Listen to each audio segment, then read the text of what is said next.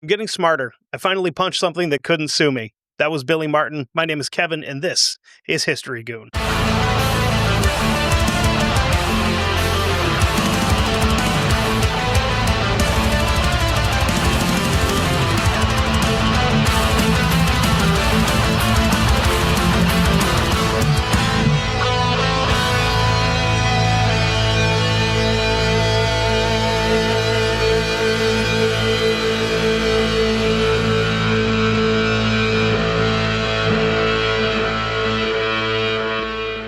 There are very few things in my life that are absolutes. One is I love baseball. Two is I hate the New York Yankees with every fiber of my being. The most vile, despicable individuals in the history of the game have played for the evil empire. Most notably, as someone that grew up a Red Sox fan, Bucky f***ing Dent and Aaron f***ing Boone. 2003, Aaron Boone ruined my childhood. Son of a bitch. But also our manager left the pitcher in for too long, gave up a home run they didn't need to. In the end, it is what it is. In my mind, everyone in the 90s and 2000s in pinstripes was an enemy combatant. I hated all of them. There are very few that, like, as I got older, I started to respect and even more begrudgingly actually liked, like Mike Messina, Bernie Williams, Jorge Posada, Paul O'Neill, Andy Pettitte. I liked him because he was a good pitcher and he had asthma. And of course, Mariano Rivera, Derek Jeter, two of the best of all time to do what they did. And it hurts to admit that. It hurts my soul to admit that. But, I should probably, trigger warning. If you don't like sports, this is probably not the one for you. Because I have been threatening a baseball episode for quite some time. And this guy is it. Like, Billy Martin, when it comes to baseball, is probably the best person that I could have ever done for my first sports episode on here, because he was completely out of his mind. The thing is with baseball is that some of the biggest personalities on the team very rarely step onto the field. Managers are some of the most interesting people in the entire organization. You have to look at guys like Lou Piniella, who was famous for kicking dirt on umpires and literally stealing bases when he didn't get his way. Tommy Lasorda, who once beat up the Philly Fanatic, which is the Philadelphia Phillies mascot. And Earl Weaver, who has one of the most profanity-laced interactions with an umpire that I have personally ever heard.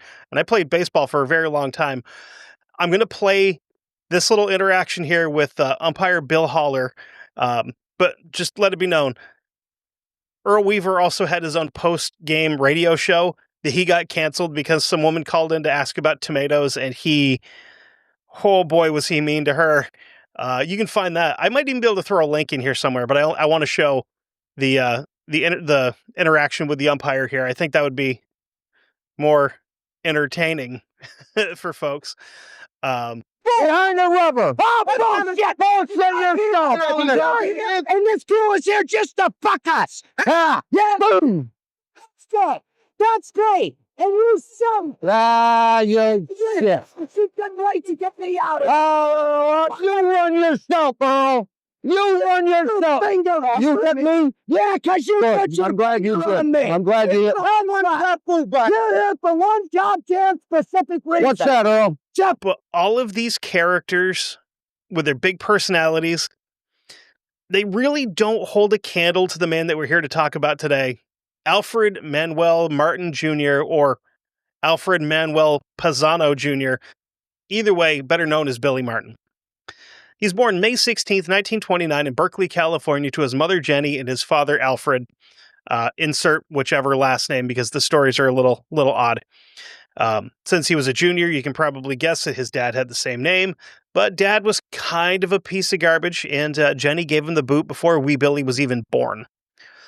There's some reasoning for that. Turns out Mother Jenny was a prostitute, and Bill Sr. wasn't a big fan of that, and he used to drag her back home from work out on the corner, depending on the source, because some sources say that he left before Billy was even born. Some sources say he left right after Billy was born.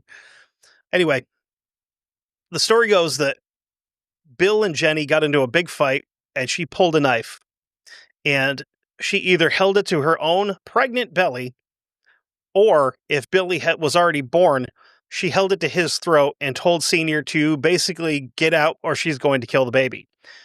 So neither of them had the best kind of like stability. They some mental health issues going on there, probably, I would say. The next time Billy even saw his old man, he was 15, and they met up long enough for his father to tell him, hey, sorry, kid, I don't want anything to do with you. Father of the year. Billy grew up pretty rough. He got picked on constantly by other kids due to his height to nose ratio. He was a short little dude with a big ass nose. And another reason he got picked on is because his grandmother used to call him Bello, which is Italian for beautiful, or I believe is how it is. That was her nickname for him. And she would constantly say that to him while he was out playing, and his friends would pick on him, like, oh, your grandma's boy, blah, blah, blah, whatever. Which anybody picking on you for loving your grandma can suck it, because they're wrong. As pretty much any kid that got picked on for being goofy looking and not having a dad, he started getting into some street fights. This leads to him getting into boxing. And I said it before, and I'll say it again. Boxing is a sport of poverty. It's something that's been said for a long time, because literally the only thing you need for it came pre-installed. You don't need any equipment. You can borrow gloves from the gym. You don't even need gloves. You just go out and beat the shit out of each other. It's fine. His older brother, and this part's weird because his older brother's not the junior, but he is the junior, so maybe they had different fathers. I don't really know. Not super important. But his older brother would bring him to baseball practice where he would train with Augie Galen, who was a Cubs outfielder at the time. This was all off-season stuff for these pro players, just to help them stay in shape. They would find like local neighborhood kids, teenagers, all that. They'd bring them out to the park with them and have them throw with them just to keep them warmed up and everything. Augie took an interest in young Billy. He saw some potential there and took him under his wing as kind of a project.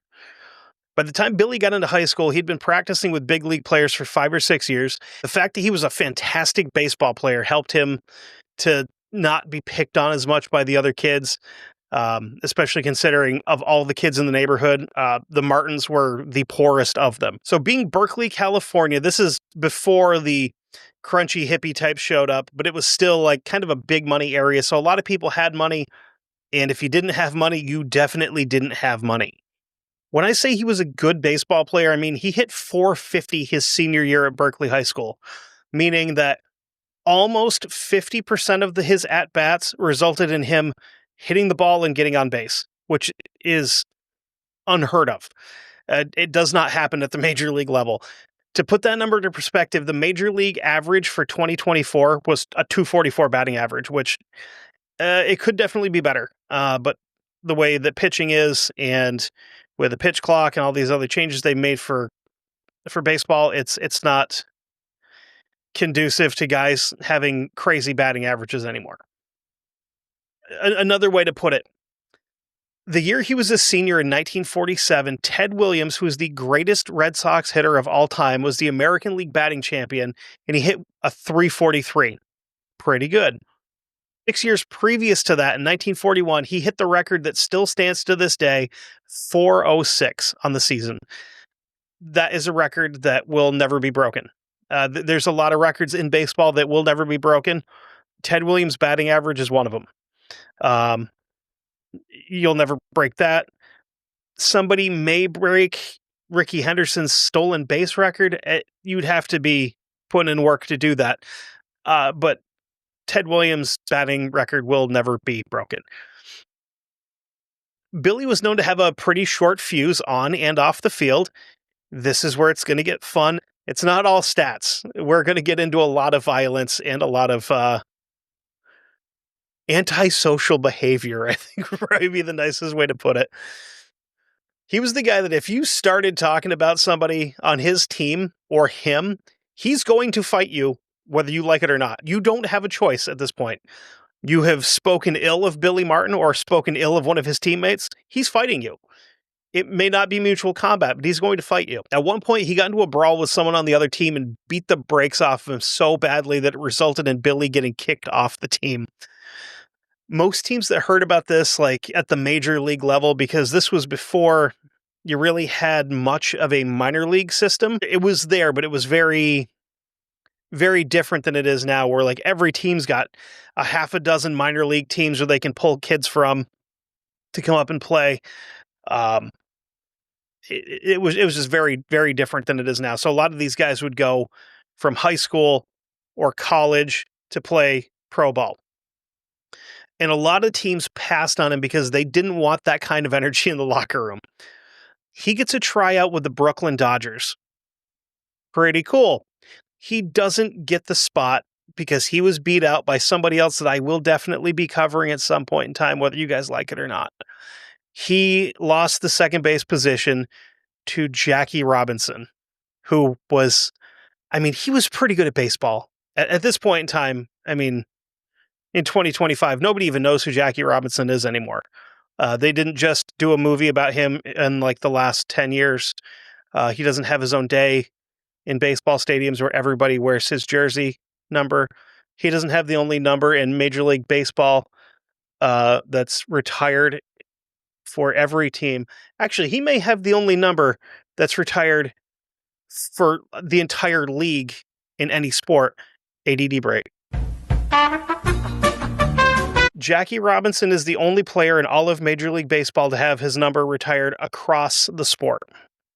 The only other two people in North American professional sports to have this are Bill Russell with number 6 for the NBA, and Wayne Gretzky in the NHL, whose number 99 is retired league-wide as well. That's pretty good company to be in because both of those guys are fantastic. I mean, you know, you want to watch people have the argument over, you know, who's the greatest basketball player of all time? Is it Michael Jordan or is it LeBron James? And it's like, well, Bill Russell's got more rings than them combined. So he ran out of fingers for his championship rings, as a matter of fact. But anyway, what do I know? I just watch baseball. So now we're going to enter the Oakland Oaks, which is basically a minor league team at the time for the Oakland A's.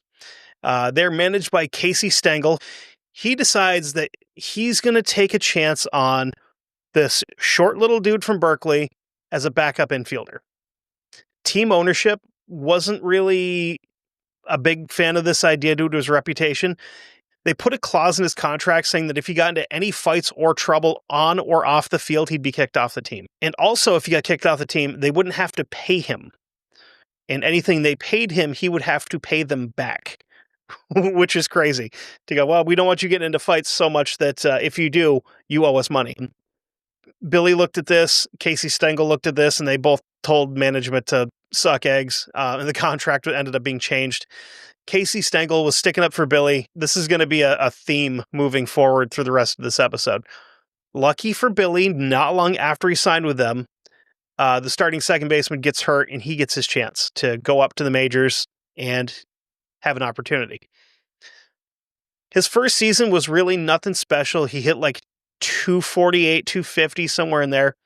So, I mean, according to how hitting is going now, that's pretty good, but not necessarily a great showing for back then. He's moved to a lower level team. So basically he's moved from the major league team back down to probably like AA, or maybe AAA, because again, I'm going to get like super autistic with baseball here. And I apologize if you don't like this, but it's just part of my brain.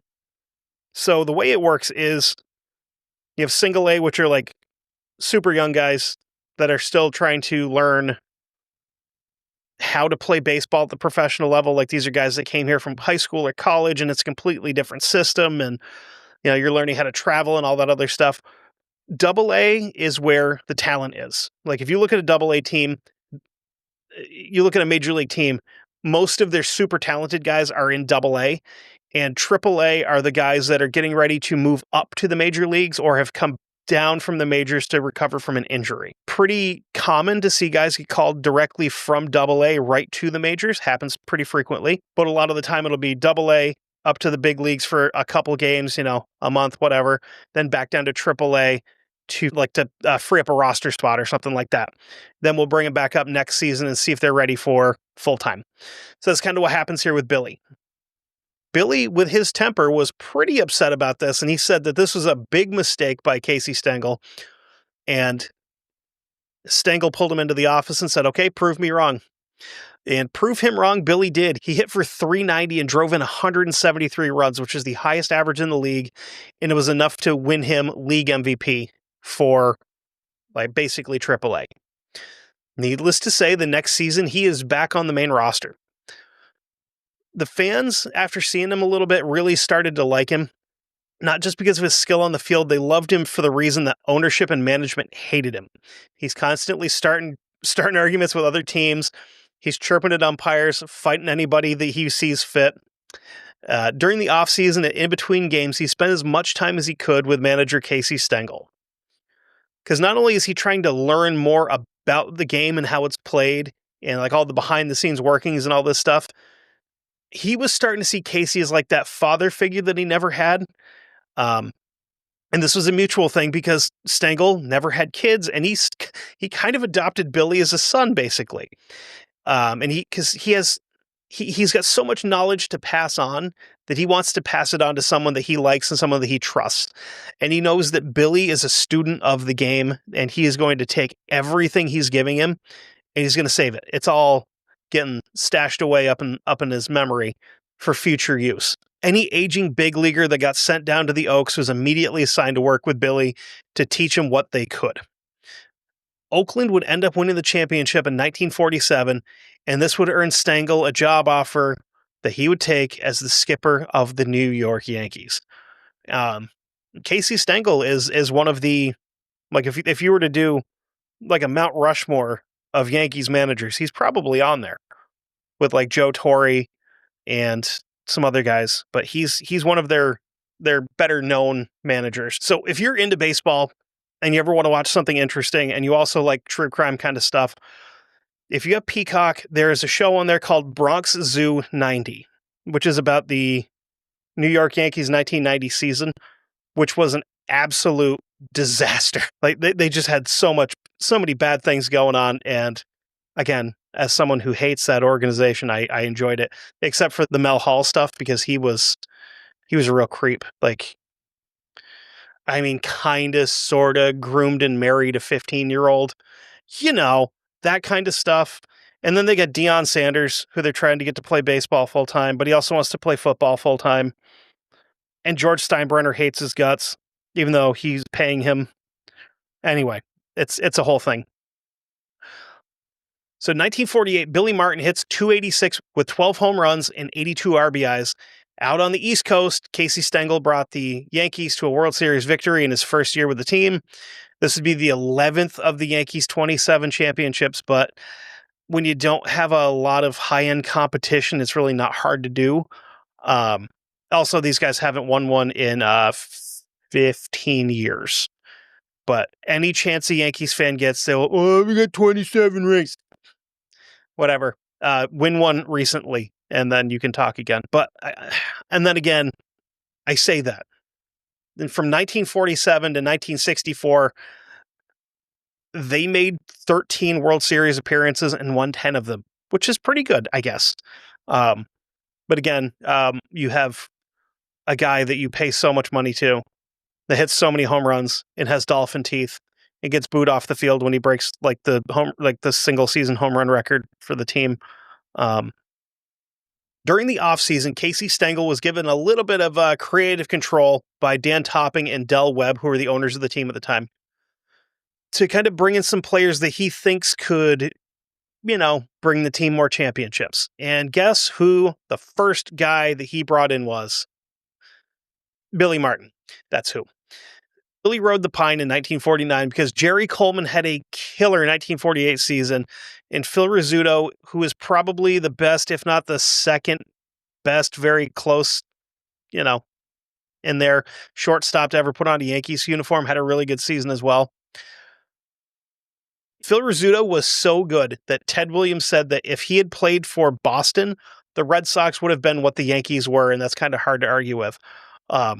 Also, to have somebody like that say, you're really good, even though he legally has to hate your guts because you play for like the biggest rival of any two teams in sports, honestly.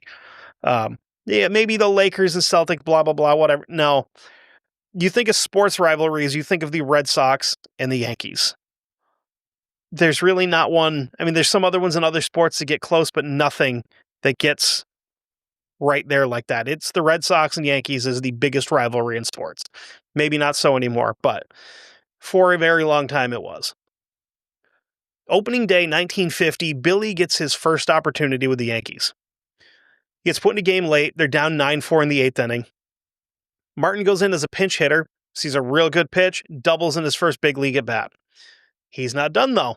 This ended up starting a rally, and they would bat through the order, and Billy got a second at-bat in the inning, hitting a single. Billy Martin to this day is the only player in MLB history to have 2 hits in the same inning of his very first game. And that's a weird stat. I know baseball does a lot of really weird stats like that, where it's like, so-and-so was the first left-handed hitter to hit a triple at 6:13 on September 4th with a humidity level of 83%. They do goofy like that all the time, but this one's actually real and it makes sense. So he's doing good, but he's still not good enough to be a regular everyday player. But when he was on the field, the fans loved him for the same reason that they loved him in Oakland. The next season, he spent most of his time down in the minors to get more playing time and to kind of help keep in shape. He was not happy about this decision. 1951 would be the first time that he gets into a yelling match with Yankees management or ownership. He's not done by a long shot. Spoiler alert. In 1952, he comes back up and he took the starting spot from Jerry Coleman. Not real sure what happened with Coleman because he was still on the roster, so I don't know if he was hurt, if he was slumping, if what, it's hard to say because, he wasn't cut. He was still on the 40-man roster. Either way, Billy Martin is now playing every day with the likes of Phil Rizzuto, Yogi Berra, who, if you want to just read fun quotes, you need to find a Yogi Berra book, and Mickey Mantle, who is, again, one of those guys that you hate him because he plays for the wrong team. But at the same time, you just go, damn, if he was on my team, he was a solid hand. And more importantly, he would throw hands at the drop of a hat. There's a story of him and the Red Sox first baseman at the time. I couldn't find the guy's name. They get into a little bit of a yelling match before the game. And the first baseman asks him, quote, "You want to be a man and do something about it?" Which Billy did. They went under the bleachers and Billy slapped him around for a few minutes. Another story, playing against the St. Louis Browns, who later went on to become the Baltimore Orioles. Billy got spiked in the second inning by Browns catcher Clint Courtney. So if you don't know what that is, that's when someone is sliding into a bag, be it second, third, or home, because you don't slide into first. It's bad form. But they come in feet first with their cleats up. And this is back in the day where they had metal spikes. They weren't wearing the newer style now where they're rubber or they're like metal capped with rubber. These were just metal spikes and they would tear you to rags. When I was in high school, metal spikes were banned. I played first base. I had a kid come down the first base line. I stretched out to make the play, and he stepped on my left foot, which was on the bag, and he split my toenail, my big toenail, lengthwise, right down the middle of it, because he stepped on my foot with metal spikes, and it actually broke my toenail in half. I had to go back to the dugout and pour blood out of my shoe, and then go spend $40 on team color socks at the sporting goods store. Oh, and I missed a game because my toe was ripped in half. Anyway, so he slides in trying to break up a double play. And again, anybody that does this intentionally deserves the ass kicking of a lifetime. And I know I just said the ass kicking of a lifetime. Billy Martin is here to deliver. So right after it happens, he goes after Courtney. He gets held back. He's now been left with vengeance blue balls. And this is not okay because he's got to take care of it or else he's going to have a stomach ache when he gets home. The 8th inning rolls around. Clint Courtney comes back into second base, feet first. They've got him out dead to rights. Billy catches the ball, takes his glove off, and just smacks him in the face with it with the ball in the pocket. So he just swung a baseball at him with the only thing stopping it being leather and leather lacing, which you get hit with that, you're going to know it. He just smacked him in the face. Courtney gets up and starts talking, and Billy went after him. If you've ever seen a baseball fight, like the bench is clear and nothing ever happens. It's just dudes shoving and yelling and trying to pull each other apart when they're not actually going to do anything. This one was a little different. This fight got so hot so fast that the first base umpire that was trying to break it up got knocked out. So we don't know if it was Clint Courtney that hit him or if it was Billy Martin. I tend to think it was probably Billy, just socked this umpire by accident. It was like, sorry. And just kind of went on with his business. That year, the Yankees went on to the World Series and they took on the Brooklyn Dodgers. The Dodgers had that might be, ADD break. The Yankees playing at, obviously, Yankee Stadium would take on the Brooklyn Dodgers who played at Ebbets Field. That is a 15-mile difference, which I think is it's either Old Yankee Stadium to Ebbets Field or Old Yankee Stadium to Shea Stadium when they played the Mets in the World Series. One of the two is probably the shortest commute in World Series history, which is insane. Because, it has to be. There's no way it's not. So here we have the Yankees and Dodgers in the World Series. We've talked a lot about the Yankees. The Dodgers had a lineup of absolute killers too, including Hall of Famers Pee Wee Reese, Duke Snider, Gil Hodges, Roy Campanella, and of course, Jackie Robinson. This is not a team to sleep on. In Game 2 of the World Series, Billy hit a 3-run homer that started the Yankees in the right direction. They would rally and end up winning the game. Game 4, Billy has some fantastic defensive plays that would help to kill a Dodgers rally. Game 7 rolls around. This is it. It's now 3 games apiece. Winner takes all. Come into the 8th inning. Bases are loaded. Jackie Robinson comes to the plate. You couldn't have written this any better for a movie. Robinson hits a pop fly to the first base side of the infield. Very shallow, not quite to the mound. Joe Collins, who's the Yankees' first baseman, loses the ball in the sun because this is back in the day where the World Series was played during the day because there was no stadium lighting. As a matter of fact, we can actually thank Negro League Baseball for stadium lighting for baseball games because they weren't allowed to play at the same time as white guys. So they had to play later and they had to have lighting to be able to see. Therefore, they installed stadium lighting, and then other people are like, this is pretty cool. We should let, everybody play like this. And, oh no, inclusion in sports. What's going on? This is crazy. Anyway, Billy sees that Collins has lost track of the ball. He runs all the way over from second. And he makes a beautiful catch right between the mound and the plate. So he has circumvented the mound. Like he's over halfway between the mound and first base, but also closer to the plate. Makes a really nice play to end the inning. Had he not made this play, a run would have scored, and that probably would have put the game out of reach in favor of the Dodgers. The Yankees would end up winning the World Series because of this play. Hey, guess what? The next season they play the Browns again, and Clint Courtney's still an asshole. He spikes Phil Rizzuto. Billy must have had some sort of Vietnam-style flashback because he saw this. He ran from second base as Courtney was getting up and just blasted him in the face. Bench is clear again. No umpires punched out. One of the umpires did get his shoulder separated in the melee, and 20 minutes after the started, play resumed. In 1953, he'd get thrown out of 2 games, one for fighting and the other for verbally destroying an umpire. Billy had a bit of a rep at this point, and teams started targeting him. They were trying to spike him any chance they get. He's getting hit a bunch by pitches. They really don't like this guy. The Yankees go to the World Series again that year, and Billy had a postseason. 12 hits, including a game-winning RBI in Game 6, and he's named World Series MVP, which is pretty awesome. There's not a lot of guys that can say that. Obviously, yeah, one a year, but still, that's a big deal.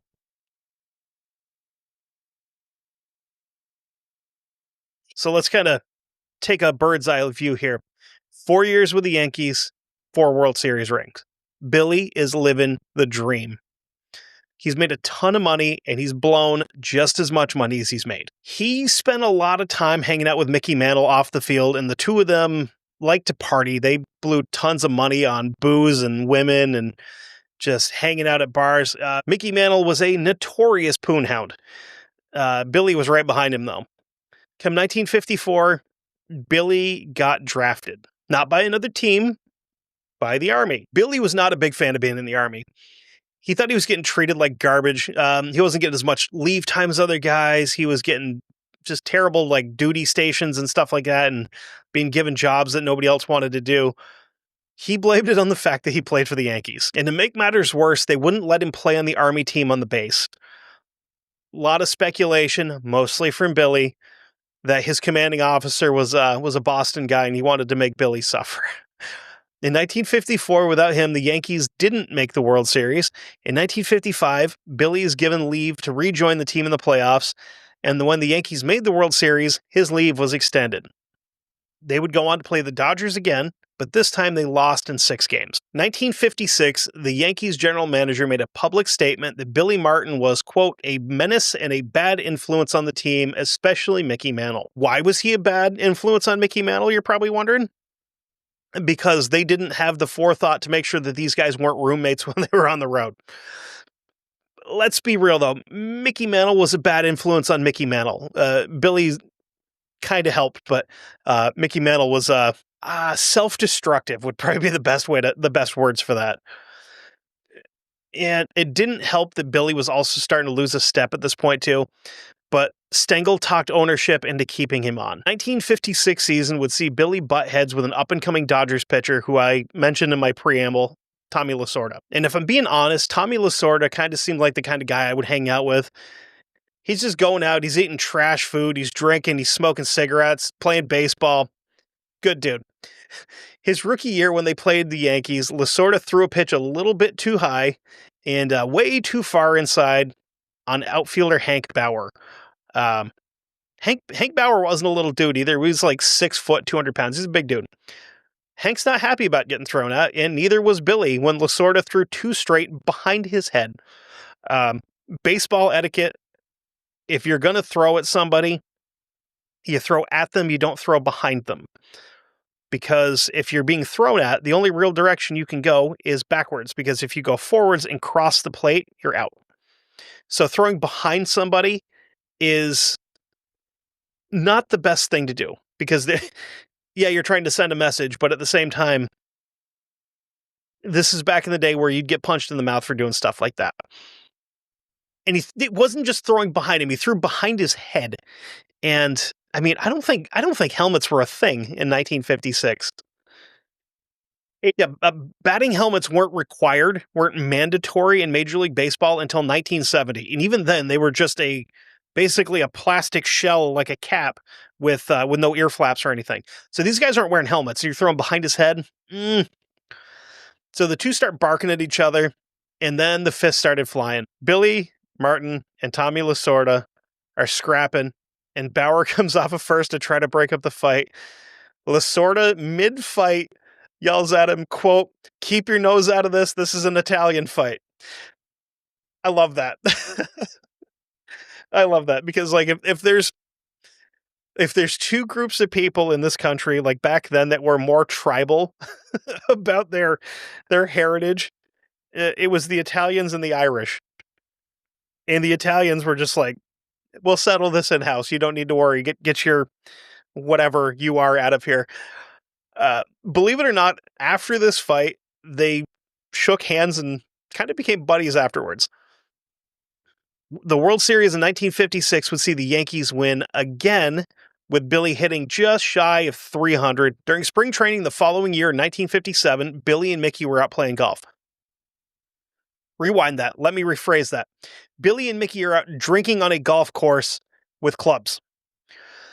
The pair thought it'd be really fun if they each got their own cart and they kind of raced between holes, which that is. I do that every time I golf with my brother. We spend the extra money to get our own carts and we race because we're children. It's unclear exactly what happened, but if a cop was writing a report about the following incident, the words "alcohol was a factor" would be in it somewhere. Either Billy or Mickey lost control of their cart and hit the other one, wrecking both carts and injuring both guys. Both of them missed the first couple weeks of the season due to their injuries. And, baseball's different than a lot of sports where you miss a couple of weeks in one shot. That could be anywhere between, 6 to 12 games that you've missed because you were a drunk idiot on a golf cart. So full disclosure, this story holds a special place in my heart because growing up, my grandmother was a diehard Yankees fan.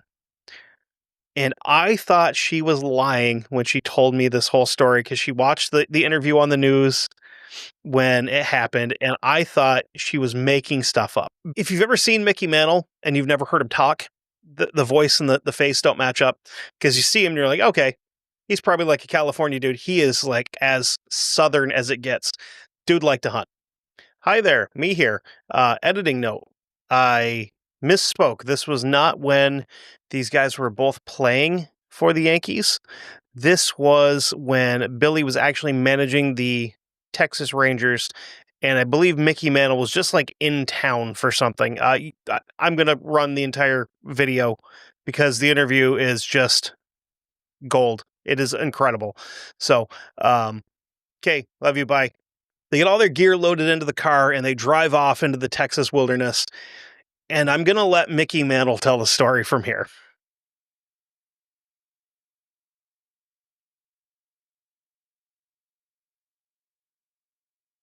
I said, I'll tell you another story. I said, he was down in Dallas last year and he did such a good gun. They get a good deal with that team down there, the turnaround gang, that they gave him a brand new rifle and he wanted to go hunting. So I said, well, I'll take you down. I said, I know a guy down around San Antonio on a ranch outside of San Antonio in Lakey, Texas. He's a doctor and he's a good friend of mine. I'm pretty sure he'll let us go hunting on his ranch. But I said, you're going to have to get up like 4 or 5 o'clock in the morning because it takes 3 or 4 hours to drive down there. He said, I don't care. I want to go deer hunting, with my new rifle. So we drive all the way down there, and I said, now you wait in the car and I'll go up and knock on the door and I'll ask the doctor if it's all right for us to go hunting. So he stayed in the car. I go up and knock on the door. The doctor comes to the door and he said, hey, Mick, what are you doing down here? I said, well, I got Billy Martin, the new manager of the Rangers, with me out in the car. And we was wondering if we could go deer hunting on your ranch. He said, oh, sure, anytime, come on down. He said, and I started to walk off. He said, but you got to leave the car there and walk through the barnyard. He says, hey, by the way, would you do me a favor? I said, what's that? He said, when you go through the barnyard, so you see that old mule standing over there by the barn? I said, yeah. He said, would you shoot that mule for me? I said, oh, Christ, Doc, we don't want to shoot your mule, we come down here to hunt deer. He said, well, if you'd be doing me a big favor because he said, I just don't have the heart. I've had him a long time. He's about 20 years old. He hasn't done any work for 10 years. I'm going to have him put away anyway. If you'd shoot him for me, you'd really be doing me a big favor. So I said, okay, we'll shoot the mule. So I'm walking back to the car. I think I'm going to pull a joke on Billy, So I run out to the car and I yanked the door open. I said, give me my rifle. Billy goes, what's the matter? I said, we drove 4 hours to get down here to go deer hunting. This guy said we can't go deer hunting. I'm going to shoot his mule. Billy goes, oh, my God. He said, don't do that. He's trying to grab the rifle back. So we'll get in jail. We'll get in trouble and everything. I said, give me the rifle. I finally get the rifle away from him. I go running out to the barn. We'll shoot the mule right in the neck, right? Mule falls over. About that time right behind me, I hear bam, bam, bam. I turn around. There's Billy with his gun. I said, Billy, what are you doing? He said, I got 3 of these cows. Now we're up to May 6, 1957. Billy and Mickey go out after pretty handily beating the Kansas City A's. They go to the Copacabana. So this was a special occasion. Not only did they just beat the Kansas City A's, which, probably not a huge deal. You're the Yankees after all. It was also Billy's birthday. Oh, and Sammy Davis Jr. was playing that night. So here's our crew that walks into the bar here. You have Billy and his wife, Mickey Mantle. That's made it sound like he's married to Mickey Mantle. So you have Billy Martin and his wife, Mickey Mantle, Whitey Ford, who was a fantastic pitcher, Hank Bauer, who tried to break up the fight, and his wife, and Yogi Berra and his wife. Again, just like another episode recently, can't believe I'm about to say this. A group of bowlers enter the club. They are wasted. And they start heckling Sammy and calling him names that I am too white to say without losing my job here or my actual job. And Billy had had enough of it. And he went over and being very rational and very level-headed, told him, hey, knock that off. That's my friend. You don't talk to him like that. I'm kidding. He punched this dude in the face and broke his jaw. Starts a huge brawl in the middle of the club, and this made papers the next day. Billy was not one of the guys that got fined for it by the Yankees. He was instead traded to Kansas City, the team that he just beat. So that's got to be kind of embarrassing, You go out with your teammates after you just beat this team, you kick this dude's ass, and then you get traded to the team you just beat. That's got to suck. Billy didn't do real well the next few years. Went from Kansas City to the Detroit Tigers, and then from there to the Indians, which they were still the Indians, and I refuse to call them the Guardians because it's a stupid name. And then he went to the Braves and the Twins. 1960 rolls around, and during an at-bat playing against the Cubs, he took a swing and lost his grip on the bat, and bat goes flying out towards the pitcher's mound. He goes out to pick it up. Pitcher Jim Brewer thought that he was charging the mound, and Billy took that personally. He thought Brewer was charging the plate. Things happen. Miscommunications. Billy handed out a restaurant-quality ass beating that would leave Brewer with a broken orbital bone. Benches cleared again. Due to the brawl and the injury that ended Jim Brewer's season, the Cubs sued him personally for $10,000. He asked them if they wanted cash or a check. After his career on the field ended, he became a scout for the Twins. This is a good move. He had a good eye for talent, and he was eventually given a job by the Twins as the third base coach. This is all that coaching mentality that Casey Stengel beat into his head there for years and years and years, and he's finally putting it to use here. There's a guy that played for the Twins, Rod Carew, may have heard of him, that because of Billy Martin became as good as he was. You can't teach somebody to be talented, but you can teach them how to use their talent better. The Twins went to the World Series that year, and a lot of people credited Martin with getting them there, even though he was just the third base coach. The next year, seems to have every other year he's got to have a problem here. The next year, Billy lost his temper with the Twins' road secretary, Martin Fox. Fox thought it would be really funny if when he's handing out the room keys, if he skips Billy. So the way it works is this guy would go in, he'd say, hey, I'm Martin Fox. I'm here with the Minnesota Twins. I'm picking up all the keys for the team. Let me go hand them out. Management and coaching get their keys, then the players get their keys. Okay? He skips Billy, doesn't give him keys. And according to witnesses, Billy very politely said, and I quote, hey, where's my keys? To which Fox threw the keys in Billy's face. Pretty not smart thing to do when you know the guy has a temper. He tackled Martin Fox and beat him almost unconscious on the sidewalk. This little move didn't hurt him as much as you may think. In 1968, he was promoted to the manager of the Twins AAA team, the Denver Bears. So, being sent to AAA as a player is a demotion. But when you're the third base coach and you get offered the AAA manager position, that's a definite promotion, because that means that you're kind of on the right track to go back up and manage a big league team in the near future.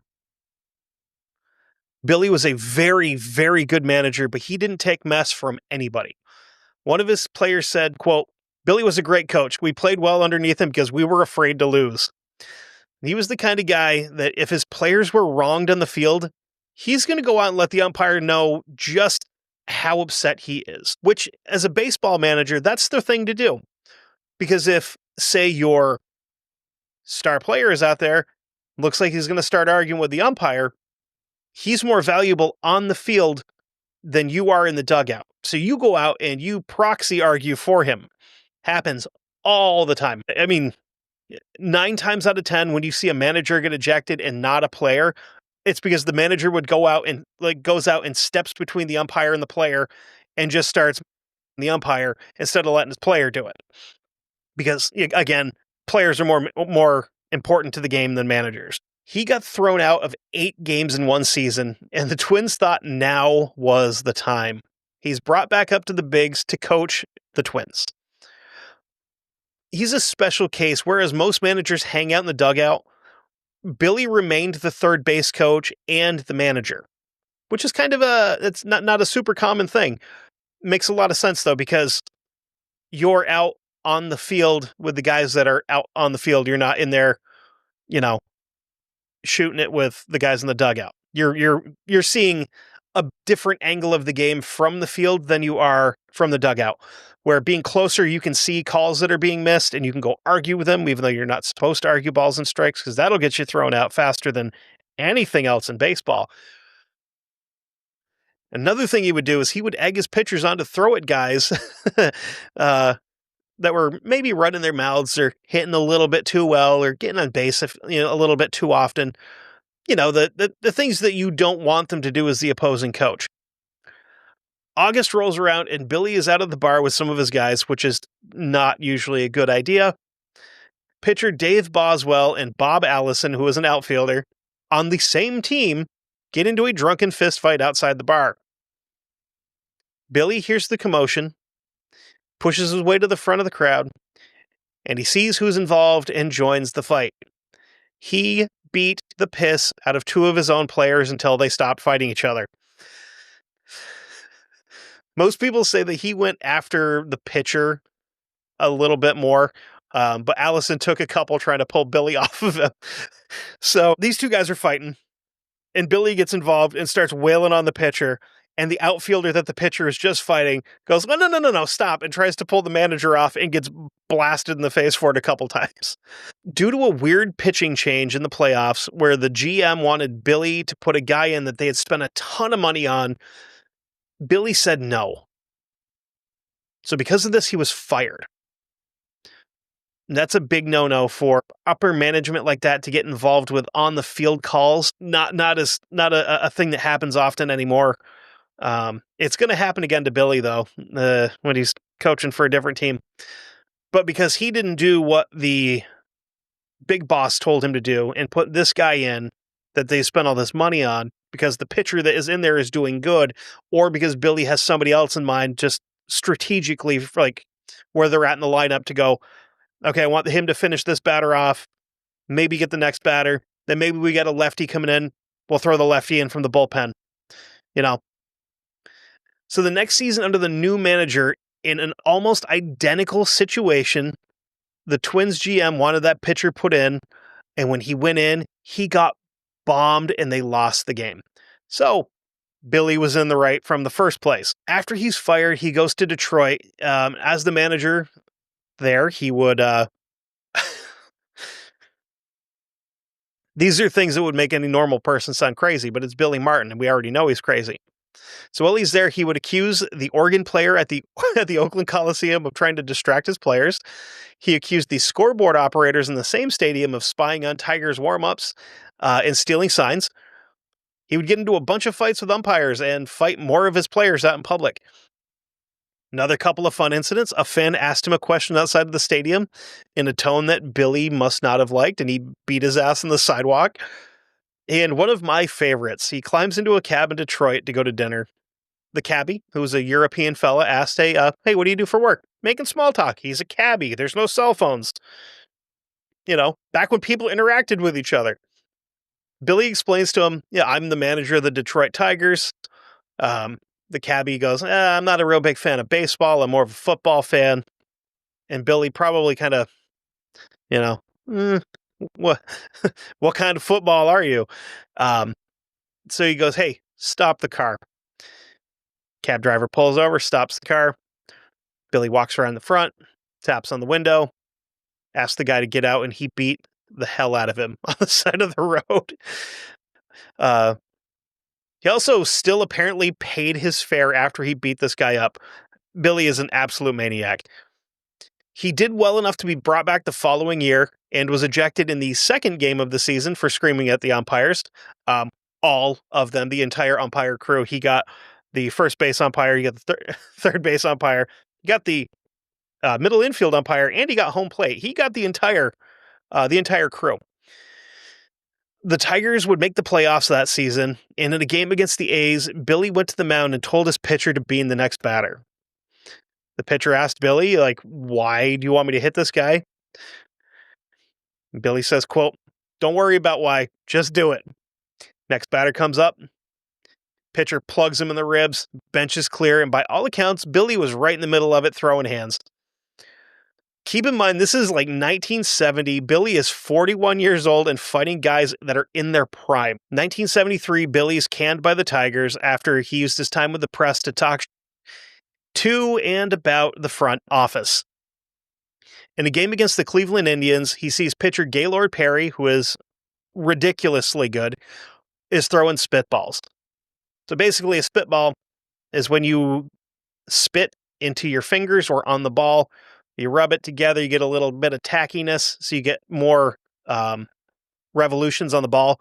It gives you a little bit better grip so that you get better control over your spin.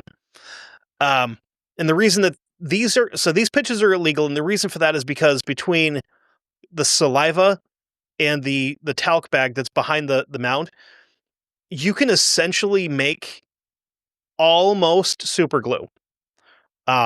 They've gotten to the point now where they've banned all sticky stuff in baseball for pitchers. But guys used to do, I can't remember who it was. It was a fairly recent guy in the last 10, 15 years. Used to do, he would do sunscreen on the outside of his arm. And then he would leave the inside of his arm sunscreen free. He would go from the top and slide his hand down over into the spots where there was no sunscreen. And he was basically making, almost like spider tack, which is like you can touch a baseball and pick it up with like your hand flat and it'll like string way down. So you get some crazy movement when you have stuff like that. There's some guys that when they were using stuff like this, they would throw a curveball that would break almost 2 feet. So like you'd see it coming in, like almost look like it's going to hit you. And then by the time it gets to the plate, it's in the other batter's box because it's moving that much. So he tells the umpires that Perry's doing this and they did nothing. So Billy told his pitchers to go out and do the same damn thing. In a press conference after the game, he told them that Gaylord Perry was a cheat. And he told them that if he was going to do that, he wanted his guys to do it too. This got him suspended by the league and fired by the Tigers. Within a few days, the Texas Rangers picked him up as the manager. So this would be right around the time of the Mickey Mantle hunting story.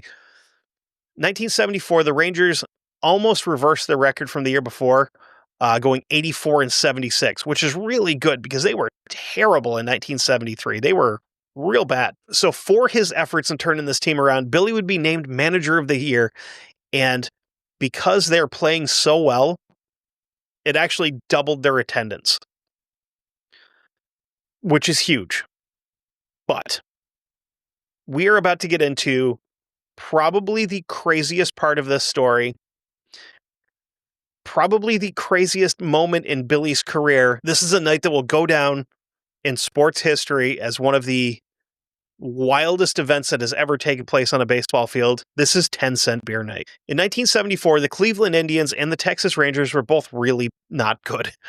The Indians finished the season at 77-85, and the Rangers finished at 84-76, which wasn't terrible, but they ended up being 5 games out of first place behind the Oakland A's that would go on to beat the Dodgers in the World Series that year. Just to hop back quickly, just a couple years, 1971, Cleveland hosted a 5-cent beer night that went off with no issues. So how that works is you go to the stadium, you're going to watch some baseball. You can go up to the concession stand and buy as many beers for 5 cents a piece as you want in any number of trips. So you could get completely pickled for less than $1 if you really wanted to. If you tried hard, you could spend like $3 there and get alcohol poisoning. So I say that to show that this has been done successfully and without incident before. Now back to 1974. There was a game the week before the riot where they played each other in Texas at the Ranger Stadium in Arlington. The whole mess starts here. It's the bottom of the 4th. Tom Greaves started off by drawing a walk. Lenny Randle comes up to the plate and hits a hard shot at Indians third baseman John Lowenstein, who tagged third base and threw to second, trying to double Randle up. But Randle ends up breaking it up. He slides into the bag really hard and spikes second baseman Jack Brohammer. This is an era where this still doesn't go unanswered. In the 8th inning, Milt Wilcox threw a pitch behind Lenny Randle. And again, like I said before, anybody not familiar with baseball, you don't throw behind somebody, especially when you're throwing in like the mid to high 90s. That's pretty scary. If you've ever been hit with a baseball, even like going 75, 80 miles an hour, it hurts. Like a lot. The next pitch, Randle lays down a bunt, and when Wilcox fielded it, he tries to tag Randle, and Randle just clotheslined him on his way to first base. John Ellis, who's the Indians' first baseman, tackled Randle and beat him up pretty good on the field, which starts a bench-clearing brawl. Surprisingly, no players are ejected or suspended, even after the brawl. Everything gets broken up. Dave Duncan had to be pulled off of the dugout roof after a fan threw a beer and food at him. The Rangers went on to win that game 3-0. After the game, Cleveland's road reporter asked Rangers manager Billy Martin, quote, "Are you going to take your armor to Cleveland next week?" Billy, being a legendary smartass, responded, quote, "Nah, they won't have enough fans there to worry about." That is a trope that still haunts Cleveland sports teams to this day. They won't have enough people there to make a difference. 6 days later, June 4th, 1974, the Rangers traveled to Cleveland for the now infamous game.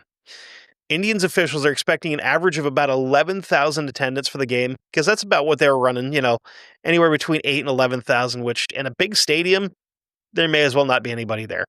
I have definitely watched games like post-COVID, like where stadiums were opened up again, where like the Oakland A's are playing and they have an attendance of 3,000 people in a stadium that holds like 40,000.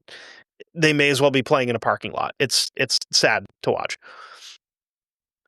So for this game, they don't get the 11,000 that they're anticipating. They sold 25,134 tickets. When you're offering 12-ounce plastic cups of cheap beer for 10 cents a pop, with the only stipulation this time being you can only buy 6 at a time, not in total, 6 per trip, it's about to get weird. The Rangers jump out to a 5-0 lead early, and the crowd got loud and drunk. I mean, they got loud and drunk before the game really started. LaRon Lee hits a line drive back at Rangers pitcher Fergie Jenkins, which dropped him. I don't know if the ball hit him or if it just like went by and he was just getting out of the way of it, but it ended up dropping him. Fans start chanting, hit him again, harder, harder, harder. Jenkins is trying to recover and he's trying to regain his composure because he just had a ball hit at him at like 7,000 miles an hour off the bat. Some drunk chick jumps over the rail, runs down onto the field to the Indians on deck circle and just whipped her boobs out and flashes the crowd. She then proceeded to try to kiss home plate umpire Nestor Chilak, who was, quote, not in a kissing mood. And the next big event would be when Tom Grieve hit his second home run of the game, at which point a fully naked man burst onto the field and slid into second base, fully nude, on coarse, hard-packed dirt. I could only imagine scraping and dirt going places you don't want it. I hope for his own sake that he slid feet first, because if you slide face first, it's just gonna tear your wiener off like 40 grit sandpaper. Yikes. In the following inning, in a show of parental bonding, a father and son pair ran onto the field and mooned the crowd in the bleachers. Somehow, a bunch of fans brought in firecrackers and explosives, and they just proceeded to light them and throw them onto the field and throughout the stands. Bedlam is going on, right? And the game is still going on the field. More and more fans are rushing out onto the field, here and there, kind of sporadically, and at one point the Rangers' first baseman had a hot dog thrown at him and was nearly brained by an empty gallon jug of Thunderbird wine. Um, Funny story with Thunderbird wine. I remember being a kid helping my dad redo the roof at our house, and we got out over the garage and tore all the shingles up, and we get down below the plywood, and we must have found, oh my god, there must have been 30 bottles of empty bottles of Thunderbird in there from the drunk dudes that did the roof when they first built the house. Um, and those jugs are pretty impressive because I was throwing them off of the roof, and they were hitting the asphalt driveway, and more than one of them bounced instead of broke. Kind of like a Yoo-Hoo bottle. Like, I'm pretty sure you could stop a 22 round with a Yoo-Hoo bottle. I have to test that out, but they're pretty rugged. By the seventh inning, most of the families that were in the stands with kids and sober folks had decided to leave while the getting was good, which left nothing but drunken lunatics in the stands. They're about to cause a huge problem. We get to the bottom of the ninth inning. Game is almost over. Almost over. The Indians managed to come back and tie the game at 5. There's a guy on this team playing for the Indians. Name is Rusty Torres. And I put in here future kid diddler Rusty Torres because he went on to diddle kids. Free shout out to another show that I really like, Crime and Sports. They did an episode on him. Huge piece of Anyway, Torres is on second base representing the winning run for the Indians. It was at this point that 19-year-old Terry Urick ran out onto the field and tried to snag Rangers outfielder Jeff Burrows' hat and glove. Burrows is a big man. We're talking like 6'2", 200 plus pounds. Urick runs by and tries to grab his hat and trips. Billy Martin, seeing his own... Billy Martin doesn't see this kid trip. All he sees is his guy going down on the field, and he's thinking that this fan hit him. He charges the field. He's leading his team to battle, some of them armed with bats and helmets. Billy Martin is in his early 40s at this point in time, and he's like 5'3", and he's like going out here to fight fans. This man is a legend. As the Rangers took the field, swarms of fans, mostly drunk and armed with bottles, chunks of wood from the stadium itself, and even some with knives and chains, surround the players. 200 plus fans surround the 25 players for the Rangers. Now realizing that the Texas players may be in trouble, Cleveland manager Ken Aspermonte sent a squad out onto the field, out of professional courtesy to help these guys not die. Riders began throwing steel chairs onto the field, one of which hit Indians pitcher Tom Hilgendorf in the head. These are big stadium chairs, like they got the big squishy seat and back, but the backing of them is steel. These are heavy, heavy chairs. Another player, Mike Hargrove, squared up with one fan and beat his ass on the warning track that goes around the field. And then he heads for the dugout, and on his way there, another fan decides it'd be a good idea to try to fight him. This fan follows him down into the tunnel through the dugout and got his ass kicked badly. Both teams went into tactical retreat back to the dugouts and clubhouses as the fans ransacked the field, stealing everything that wasn't nailed down, including the bases. And one of the fans was actually trying to pull up the mound rubber, which you can't do because it's not just a long, thick piece of rubber. It's buried. There's like a big plate that goes underneath it. You would literally need a shovel to get the pitcher's mound off the field. Fans continue to throw garbage onto the field, including cups, popcorn containers, hot dogs, chairs, radios. At which point in time, the umpire crew lead, Chilak, decided game's over and we're calling it in favor of the Rangers because they're the away team and they didn't start this fight. You guys are being drunk idiots, so therefore you lose. The riot continued for 20 minutes after the game ended until the Cleveland police showed up to restore order. All in all, 9 fans were arrested, and the next time Cleveland did a 10-cent beer night on July 18th, they limited it to 2 per customer. So the reason that this was such a problem is because we had 25,000 some odd fans in the crowd here. They had 12 Cleveland cops there for security because that's usually what they needed. They didn't think ahead to to say, hey, we should probably call and see if we can get more security because we've almost tripled the amount of people that are going to be here. They just didn't think about doing that. And, well, we'll see what happens, I guess. So we now have another team that is sick of Billy's nonsense. And after not signing a player that he wanted, he again went to the press and basically told the owner that he didn't, he, quote, didn't know his ass from a hole in the ground. And for this, he was fired by the Rangers. The next season, he was signed by the New York Yankees, and here's where things get fun. Billy and the new Yankees owner, and in my opinion, one of the biggest scumbags to ever be involved in baseball, George Steinbrenner, they didn't really see eye to eye all that much. Billy led the Yankees to the World Series in his first full season as manager in 1976, which is pretty impressive. Unfortunately, the Yankees' first trip to the show in 12 years ended when they came up against the juggernaut that was the mid-1970s Cincinnati Reds. Johnny Bench, Tony Perez, John Vukovich, George Foster, Ken Griffey Sr., and the human bulldozer with the He-Man haircut, the late, great Pete Rose. Nobody could stop the Big Red Machine. These guys won, I think, like 2 or 3 World Series in a row. They were unstoppable.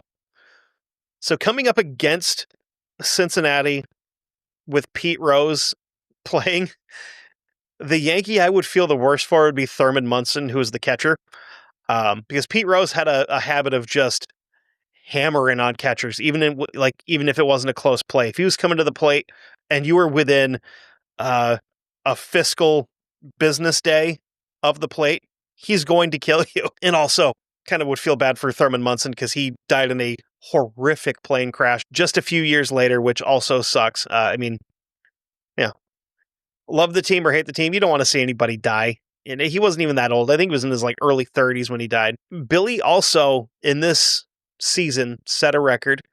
He is the only member of the New York Yankees, either player or coaching staff, to be ejected from a World Series game. Which, that's pretty good. That's pretty good. He also may have been one of the first Yankees to be ejected from a game as a player and a manager. In 1977, George Steinbrenner went out and bought Oakland A's star player Reggie Jackson. He didn't trade for him, nothing like that.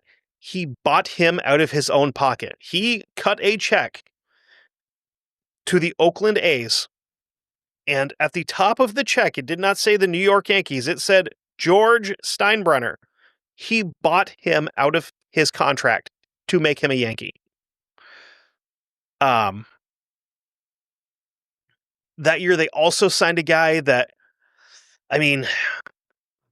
for what he did, I think I would have to do it as a Patreon episode because, like a Patreon exclusive episode, because, he did some really cool stuff in his career, but there's one particular thing that he did that is on the level of being just as crazy as anything that Billy did here. And that man is Doc Ellis. Another guy that I spoke of earlier that was the bane of the existence of Red Sox fans, Bucky Dent, came in that season as well. And with Bucky Dent, if you grew up a Red Sox fan, he wasn't Bucky Dent, he's Bucky fucking Dent. And I was convinced that this was his given name when I was a kid, considering how many times I heard him called that by relatives, especially my uncle that recently just passed away, who was a diehard Red Sox fan. And I thought, like, anytime Bucky Dent came up, it was Bucky Dent.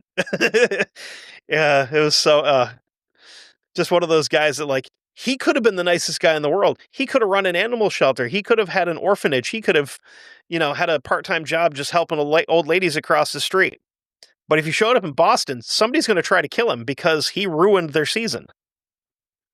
So Billy Martin is not a huge fan of Reggie Jackson joining the squad because he was buddy-buddy with Steinbrenner, and Billy thought that he would be detrimental to the rest of the team because when you're friends with the owner, you get to do whatever you want, basically, in Billy's head. In Billy's mind, that's how this works.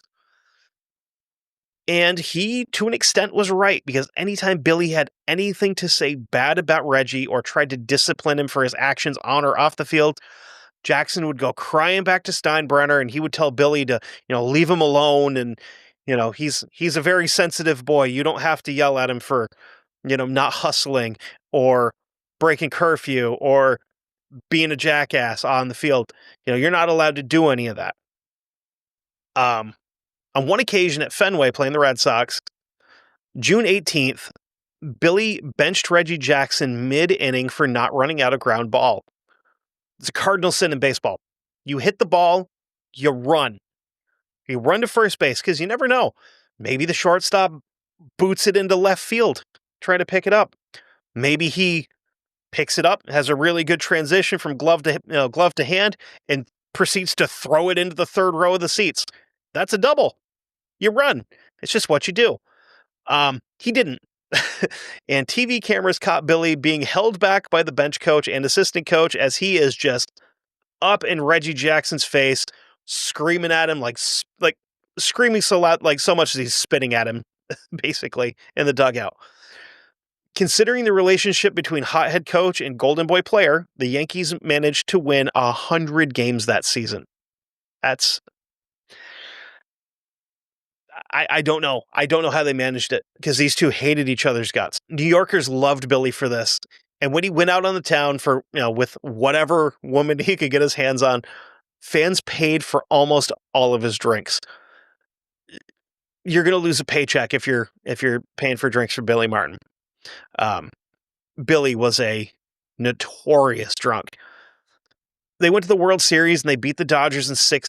This is after the Dodgers have moved from Brooklyn to LA, where they currently are now. Another franchise that I despise as a baseball fan. I hate the idea of a salary cap in baseball, but the Dodgers need to be stopped. You can't just go out and buy a World Series. And this is why everybody's like, oh, you guys, you had a Mickey Mouse World Series during COVID because it was only like 38 games. And then the next season, you just came up with a quadrillion dollars to throw at guys. And then they're going to defer their contracts. And you're like, ugh, I hate money in baseball. Almost as much as I hate analytics in baseball, actually, which is weird. 1978 is a very interesting year. The Yankees are playing like crap. They fall behind the Red Sox in the AL East. The drama continues between Billy Martin and thorn in his side, Reggie Jackson. Jackson is now completely ignoring signs from Martin and doing what he wants to do on the field. So, you got a situation where you want to squeeze bunt and you're trying to give him signs and stuff from the dugout. And he's just staring off into space, pretending you don't exist. He's doing whatever he wants, which is not okay. They got into more than one scuffle on the field and a couple in the dugout. After one particular incident where he pulled Jackson for basically being a dickhead, Steinbrenner threatened to trade him to the Tigers for coach Bob Lemon, which, yes, you can trade a coach. You can work up a trade offer and go, I'll give you so-and-so. I'm also going to give you my manager. I want your manager in return. Doesn't happen all that often anymore, but I guess it happened pretty frequently back in the day. After this threat, Billy called a press conference and announced that he was retiring. He claimed health issues, but what it was is he had came down with a really bad case of being sick of George Steinbrenner, is what it was.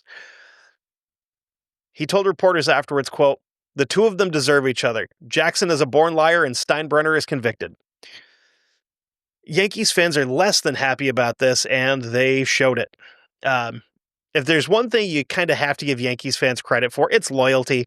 I mean, I know a lot of Yankees fans that through thick or thin, they could have the worst season in the world, and they're still going to, oh, we've got 27 rings. They could lose 100 games in the season, and they would still talk about their 27 rings because they love them. And I get that. It is what it is. Fans protested Martin's departure by standing in front of the head office and burning the September 6th, 1982 issue of Sports Illustrated, which Billy did a big interview in there. They also burned their season tickets, which is saying something. Steinbrenner watched all this happen and lost it. I was going to say something about his soul, hurting his soul, but he doesn't have one, didn't have one. He's dead now. He's floating around in wherever they go when they die. He did realize that he made a huge mistake by treating the beloved Billy Martin like some replacement, like somebody that could be replaced at the drop of a hat, because he's not. Not long after that, it was announced at Yankees Old Timers Day that in 1980, Bob Lemon was going to move to the front office side of things. So Bob Lemon is moving from the manager, he's moving up into like an office job, which means that there's going to be an opening for the manager. The time frame changed, and Lemon moved to the office late in 1979, and Billy Martin was back at the helm of the Yankees. During the offseason, he got into a fist fight with a reporter on the floor of a casino in Reno, Nevada. Usually, October means Yankees playoff baseball, but October of 79 saw off-the-field action for our friend Billy. In a hotel in Minneapolis, Minnesota, Billy met a guy named Joseph Cooper. Joseph Cooper, probably drunk, started running off of the mouth to Billy, including saying that he didn't deserve the Manager of the Year award that he had won, blah, blah, blah, blah, blah. Billy starts to, give him some back for being, and I couldn't make this up. This guy that has started an argument with one of the most violent baseball players that I could ever imagine. Definitely the most violent baseball manager that's ever existed. That is known for beating up random people. He's known for beating up his own players, his own teammates. And this guy that's running his mouth is a marshmallow salesman. I had a flashback there to the to the Fred Burnaby episode where I went, of all the things I never thought I would say into a microphone, marshmallow salesman is one of them. So Cooper gets upset, and he gets back in Martin's face, and Billy says, quote, $500 says I wiped the floor with you. I don't know if the bet was ever taken up, but he proceeded to wipe the floor with him. 5 days later, he was canned by the Yankees again. From here, he goes right back to where everything started, back to Oakland. 1980, he was there with them for a couple of years. He spent a lot of time focusing on running, like base running. One of the more important parts of baseball that is often overlooked, because smart base running can win games, stupid base running can lose games. He was doing so good with this that this new style of like hit and run kind of ball would be known as Billy Ball. It's very possible that because of Billy Martin, the best base runner of all time, started off the way that he did.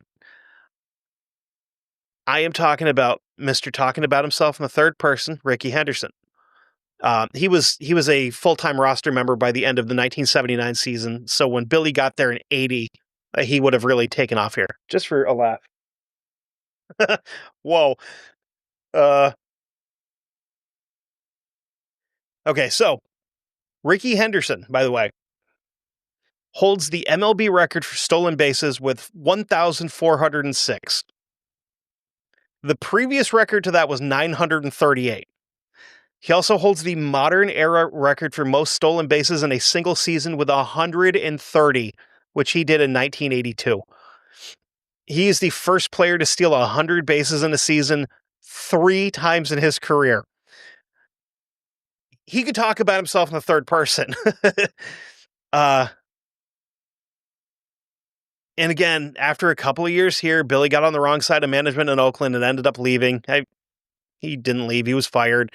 Either way, 1983 saw Billy return to the Yankees for the full season, and after a few changes in the front office and upper management, Billy would be fired and rehired 2 more times. This means that he was the manager of the Yankees on 5 separate occasions. In 1989, he was named the special consultant to George Steinbrenner, which meaning that he was basically the right-hand man to the guy that loved him or hated him, depending on, what time of day it was, basically. Christmas Day, 1989, Billy's returning home. He's been out for a few drinks. More than a few drinks. Billy lost control of his car and crashed into a culvert at a low rate of speed. He died on impact at the age of 61. Kind of sucks. I hate when stories end like that, because you have a guy like this who God, if ESPN was a thing back then, like how it is now, if ESPN was a thing back then, he would have been so good on like Sunday Night Baseball, just out there running his mouth and giving guys a hard time. It would have been great. Billy Martin will always be one of these guys that when a manager blows a gasket and has an on-field meltdown that they will draw a comparison to is Billy Martin. There's been some really good managers that are really good at freaking out, but Billy Martin is the king of the on-field manager freak out. That was Billy Martin, and that was my first foray into sports history. Oh my God, it's been almost 2 hours. If you guys liked this one, I can do plenty more sports. I do have another episode written that I'll have to bust out at some point in time for possibly the most violent professional wrestler that's ever existed. Also a psychopath. That one's going to be fun. But I hope you guys enjoyed this as much as I did. And again, I hate the Yankees. I always have. I always will. Even now, not as a lapsed Red Sox fan. And it's not because I don't like the team. It's because NESN, which is the network that the Red Sox games are all run on, has a exclusive contract where they're the only ones that can show NESN. And I have MLB TV, meaning I can watch baseball every game, like every day of the season. I can pick up 8, 10, 12 games, depending on how many games are being played. I can watch all of them except the Red Sox because NESN has this contract where they get exclusive rights to the games for 48 hours and then MLB TV can show them. So I'm not going to watch a 2-day-old game. There's no point. But I stayed in my own division. I've been following the Toronto Blue Jays for a few years, like I'd say probably about 6 or 7 years at this point. Very good team. I still hate the Yankees. I always will. I will go to my grave knowing that I hate the New York Yankees. And I really hope that somebody else out there has a sports team that they despise like I do with them. I mean, I don't care what sport it's in. If you have a team that you absolutely hate in any sport, I want to know about it. I want to know why. Just tell me why, because that's fun. These are fun conversations because there's nothing that'll start an argument faster than talking about sports or politics. So I could talk about both of those. I just really don't like talking about one of them, but that's okay. Anyway, patreon.com/1159 media gets you early access to my show. It gets you video of my show now too, because I've decided to start posting the videos over there because I've seen a lot of people don't like Spotify, but they want the video. I'm trying to up the video game a little bit because I also put it over onto YouTube. So if you go over to YouTube and you do the, youtube.com/@historygoonpod, that'll bring you to my show where I have all of the video episodes posted, starting with King Leopold the Belgium. King Leopold II of Belgium, part 1 was the first one that I did video for. And I've got all of them. Like as of right now, it's up to Fred Burnaby. There's another one coming up soon though. Can't tell you what it is. But I also post a bunch of shorts over there. So if you want some videos, if you want some little short clips, it's there. I also have a Ko-Fi. If you think that what I do is worth a tip, that's cool. I'm not going to digitally panhandle. I say that all the time. But if you want to throw me $5, go over to Ko-Fi, ko-fi.com/historygoonpod. You can leave me a tip. You can throw me $5. You can throw me $500. If you give me $500, I'm going to send it back though, because that's too much. I know that I don't have the self-confidence to say that what I do is worth $500. That's sad. Oh, anyway, we're all going to die someday. So go out and do some goon shit and leave a mark on the world, just like Billy Martin. Thanks, guys.